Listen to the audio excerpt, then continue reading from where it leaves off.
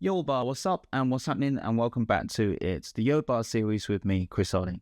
In today's video, what I'd like to do is answer this question for you.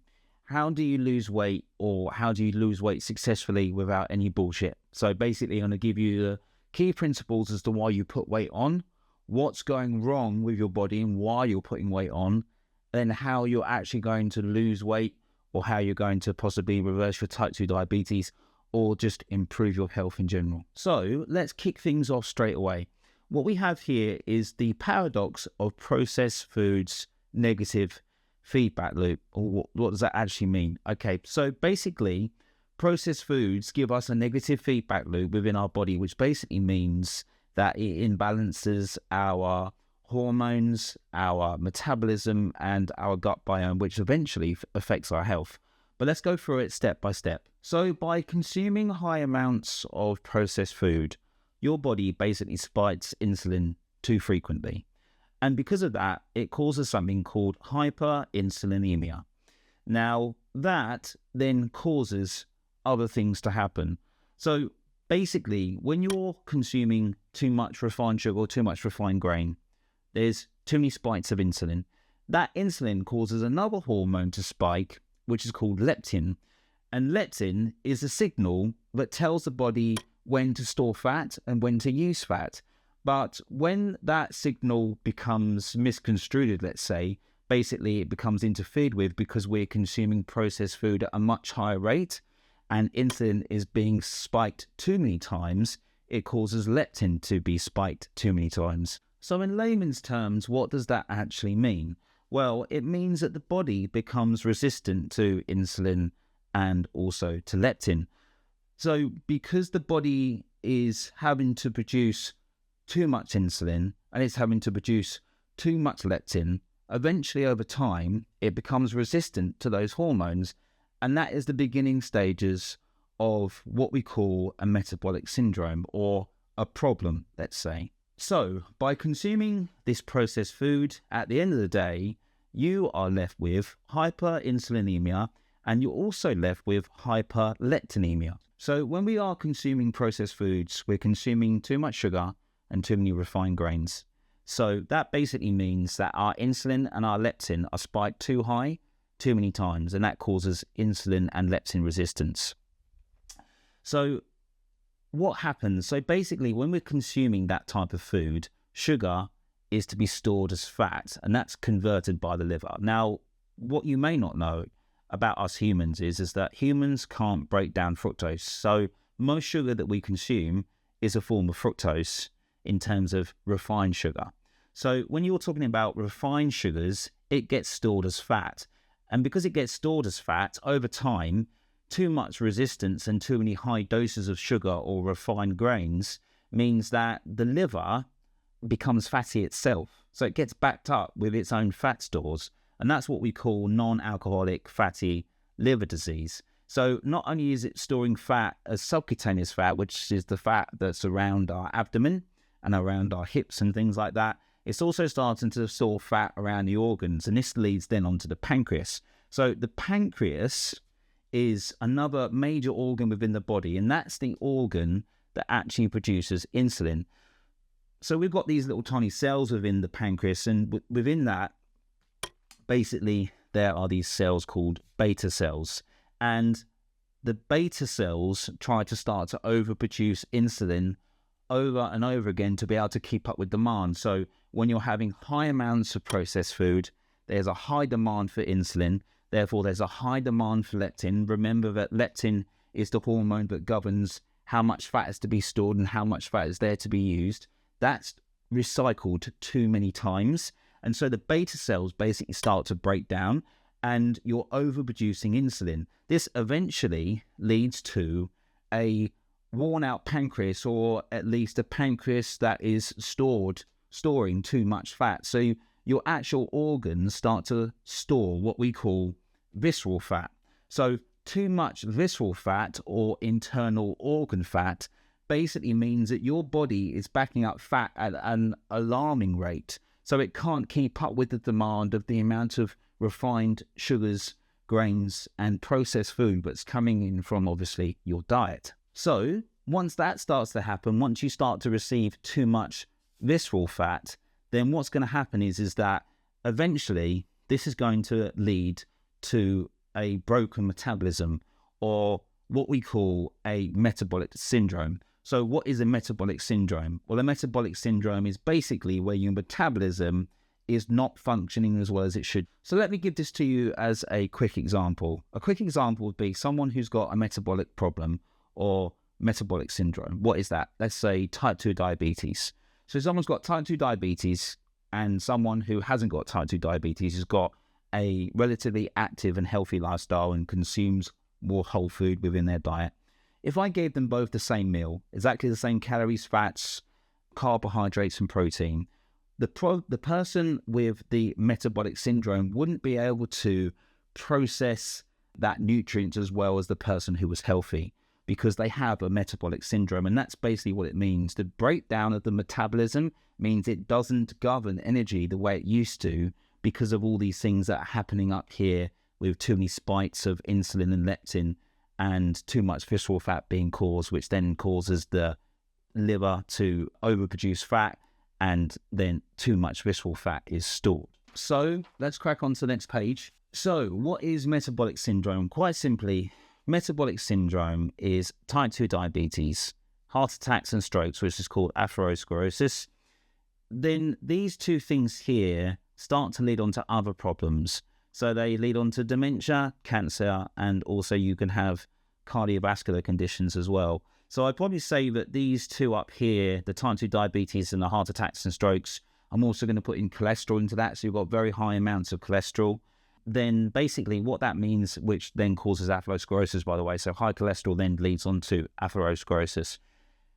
These two start to worsen these. So if you're likely to get dementia, then these two up here aren't going to help this condition. Now, it's hard to know whether you're going to get dementia. There has to be tests for it, but other things like cancer as well. So if you have cancer within your family, or your family tree has got a history of types of cancer, having these two here, type 2 diabetes, and let's just call it high cholesterol, which basically means atherosclerosis, that's going to play a major role in how bad these two sort of become. And if you didn't have a metabolic syndrome, then potentially there is evidence to show that you can stave off or, push back upon these other metabolic syndromes later on in life. So basically more quality of life for longer periods of time. That's what I'm trying to get at. So let's try and go back, because this is a loop. It's a negative feedback loop. So let's go back to processed foods.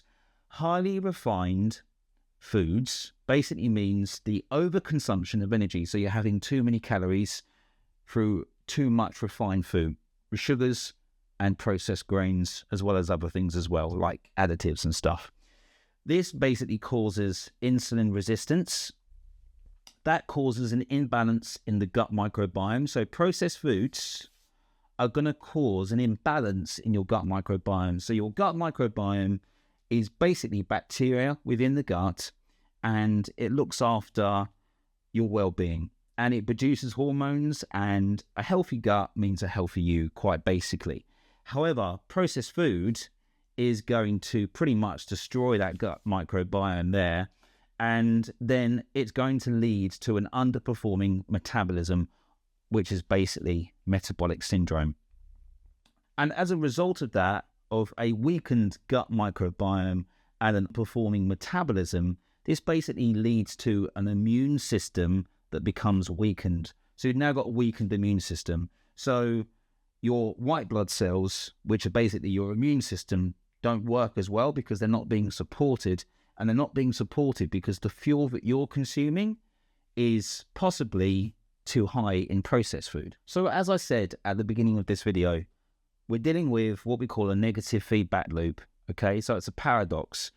What does that mean? Well, it basically means that you're consuming food, so you're consuming energy, but because the food is basically, let's just say the food is poisoned, internally it's not doing you any good, because there's no actual whole food there with the original nutrients. It's been highly manufactured and highly processed to a point where your body can't get anything out of it other than just calories. So you're over consuming calories, but you're under consuming things like, the right vitamins and minerals, trace elements, everything of that nature. So it becomes a negative feedback loop. Why is that? Well, processed food can lead to high amounts of insulin and leptin resistance, as well as other things such as cortisol. Once you've got that problem, then you're likely to then create a metabolic problem or metabolic syndrome. Once you've got metabolic syndrome problems, then that starts to lead on to other problems: broken gut microbiome, a weakened immune system, and then you start looking at things like high blood pressure, type 2 diabetes, cholesterol, all those nasties. So the paradox of processed foods' negative feedback loop basically means that you've got a hormone imbalance, okay? So you're imbalanced by having too many spikes of insulin throughout the day. That therefore leads to too many spikes of leptin, which again, remember, is the fat hormone. Then that's going to create a broken metabolism, let's just call it that. With a broken metabolism and all the other things that go along with a broken metabolism, weakened immune system, and a poor gut microbiome, that's going to lead to more stress. So more inflammation and more stress, which basically means more cortisol. Now, I don't want to give you a science lesson here, but if you just say this I here is insulin, and you add cortisol to that, then that's basically going to up your amount of insulin very highly. So you're going to have more amounts, or higher amounts of insulin, I should say, when you have too much cortisol. That's why it's called a negative feedback loop, because when you start with bad food, the whole loop will just continue in this sort of negative cycle. But let's just go back here to this hormone imbalance. You're imbalanced. The reason why you're overweight, to answer the original question at the start of the video, the reason why you're overweight or you've got a metabolic problem such as type 2 diabetes or high cholesterol, or let's just say you want to improve your health, those things are easy to do, but you have to address the fact that it's not about the calories that you're having, okay? It's not about how many calories are in X food. Whether it's whole food or processed food, yes, there is too much energy going in, but it's too refined. That's the problem. It's too refined, and it comes from a refined sugar and also a refined grain, which is spiking your insulin, okay? But your main problem is that you've got a hormone imbalance. So how are you going to get on top of that? So what you're going to do is you want to stop the spiking of insulin. So that means stop or reduce the amount of sugar that you intake, stop or reduce the amount of refined grains, and I'm just going to say processed food in general. As little as you can have of it, the better. Eat less processed food. This causes the body to react to its hormones again. So it's becoming more sensitive to its hormones. So what you need to do is you need to start to turn to looking at whole foods again. Whole foods are going to have less calories, and they're going to have the right amounts of fats and proteins and carbohydrates that your body needs, especially when you're getting carbohydrates from things such as like vegetables and stuff like that, and small amounts of fruit. Don't have too much fruit, because remember, fruit has got fructose in it, and we as humans can't actually digest fructose. We don't have the enzyme, okay, and that has been proven. So when you stop these things here, when you stop the spiking of your insulin through too much reduced and refined sugars and everything of that nature, then you're going to become more sensitive to your hormones again. Okay, that's what you want, more sensitivity. When you become more sensitive to your hormones, things are going to start to pick up and work better. And also, because you're now eating a better diet, that's going to improve your gut biome. It's gonna aim for a stronger metabolism, and it's going to lead to a healthy immune system. So I don't know if you know anyone, but I've got a client in mind who has eaten really poorly in the past, like really bad. And every other week when he was coming for a personal training session, because I'm a personal trainer as well as doing the sort of diabetes stuff with people, he was constantly ill. So every other week he was just ringing in saying, I can't come in, I'm sick. I'm like, what, again? But it's because the food was poisoning him, which then leads to all these other horrible things. So what you want to do to get on top of this really well is that you want to introduce intermittent fasting to lower your insulin spike. So let's just quickly recap. We're going to stop the processed food, which has got all these nasties in, such as reduced sugar and refined grains and everything of that nature. We realize that we've got a hormone imbalance and we're having too much energy. So we're having too many calories come into the body. And so therefore the body is having to store those calories as fat, which basically means you've got a fat backup. So you've got too much fat, subcutaneous fat around the abdomen. But most importantly, you've also got too much visceral fat, which is organ fat, too much internal visceral fat. Those things start to cause more problems, such as the hyperinsulinemia and also the hyperleptinemia. That then means that your hormones are out of kilt, or they're out of balance. It also means that your gut microbiome, your metabolism, and your immune system are going to be affected as well. But how do you reverse it? How do you stop it? Well, obviously, we just discussed. We're going to look at stopping the refined foods and eating more whole foods. But we need to introduce intermittent fasting. And the reason why, quite simply, is because you want to spike the insulin less. So when you eat, you spike insulin, quite basically. When you don't eat, you don't spike insulin. So let's just say, for instance, that there's a person who only eats twice a day. They're only going to spike their insulin twice, regardless of how much food they eat. Even if 20% of their diet was processed, which I'm not advocating, but even if they were consuming mainly whole foods and they were cooking their food and cooking their meals, but maybe they're having a little bit of processed food, but if they only decide to eat twice in that day, they're actually going to be able to manage their weight better than someone who's on a diet, let's say. Okay, so diets, just as a quick summary, diets don't work. They never have done. So when we're doing studies such as epidemiology, which is basically studying things, and when you're studying diets, they never have worked, ever. None of them ever have. Not the Atkins diet, not the Cambridge diet, not the 5-2 diet, not the restricted calories diet. Why? Because energy in means energy in, and energy out means energy out. It's different for every single person. There is no one strict rule. There is no one hard and fast rule.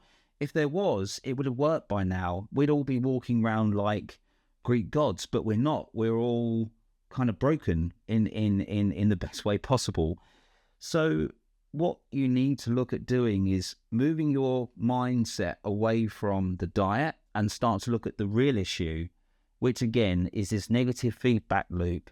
And quite simply, when you're someone who's trying to do the best for your health, you're trying to lose weight, or you're trying to deal with a condition such as a metabolic condition, you've got a hormone imbalance. So guys, to stop this negative feedback loop from happening, what you need to do is you need to reduce or stop the amount of processed foods that you're having, increase the amount of whole food.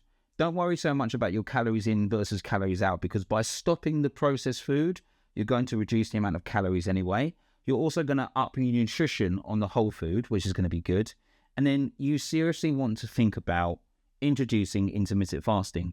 And I'm not necessarily saying that I'm an advocate of intermittent fasting, but if you spike your insulin less times during the day, you're going to become more insulin sensitive, not resistant, but more insulin sensitive. And that's going to make all the other hormones more sensitive as well. And your body's going to start to go back to equilibrium. And it's basically going to go back to balance. So guys, I hope you found that video useful. And I hope it also answers the question for you as to why we are obese and why we've got these metabolic problems and what can we do to fix it. And they're quite simple answers, but at the basis of it, we just need to address the fact that we can't consume these highly processed foods as we have been doing. Anyway, please drop a comment in the comment section below, and I promise that I will get back to you. Please like and subscribe to my channel, and I'll catch you on the next one. Until next time, be fit, be healthy, and of course, be a boss bar. It's the Yo Bar series.